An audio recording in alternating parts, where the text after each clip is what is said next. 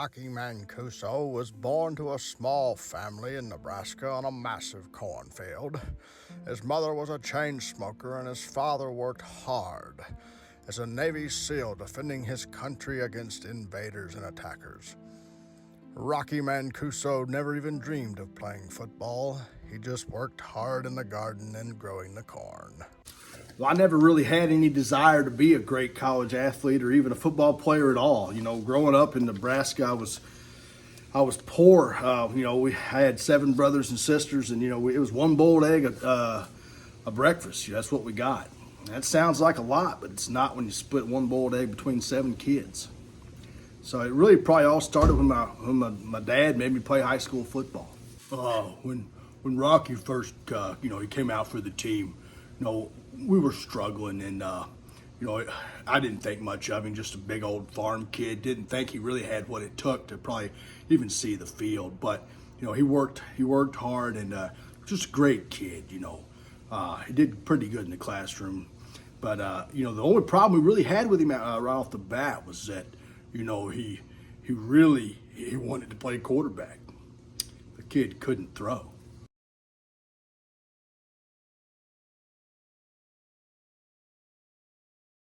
So, looking at his physical abilities, we moved him to running back. And after we moved him to running back, it was all she wrote.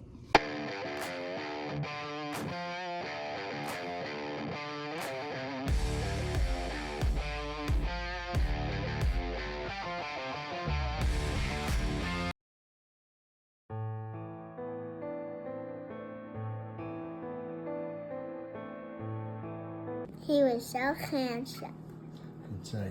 Was wishing for the fame.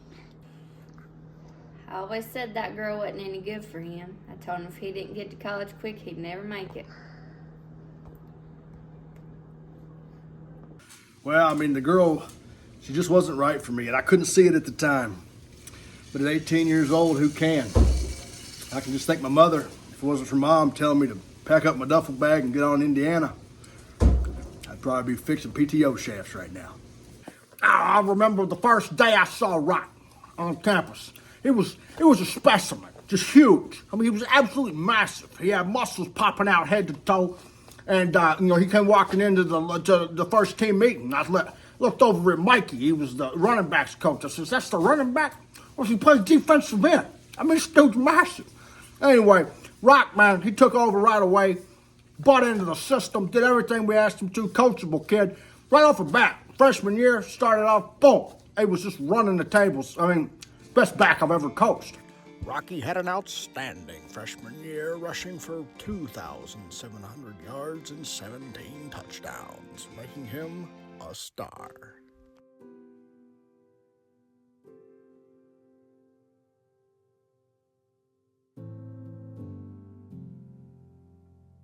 It was really hard. Here I am, I had just had a great freshman season, and now I'm terrified, that my father, he's quit serving his country, and he's taken up modern jazz dance. The chatter started piling up on me. It was immediately, the fans, all you could hear them talking about was, is he going to leave the team to take up modern jazz dancing and follow his father's footsteps? There was a lot of uncertainty and unrest, and I was in a dark place having to deal with this while trying to come back and have another great season as a sophomore. So I knew that the only way I could put it to rest, the rumors of me maybe also taking up modern jazz was to really focus hard on the weight room and come out and have a great sophomore season.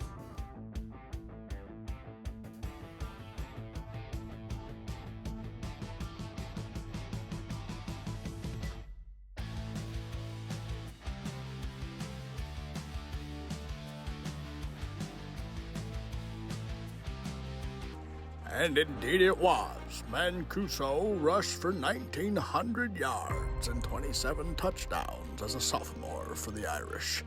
At the end of his sophomore season, Mancuso had already become Notre Dame's all-time leading rusher. But it was not all good for Mancuso.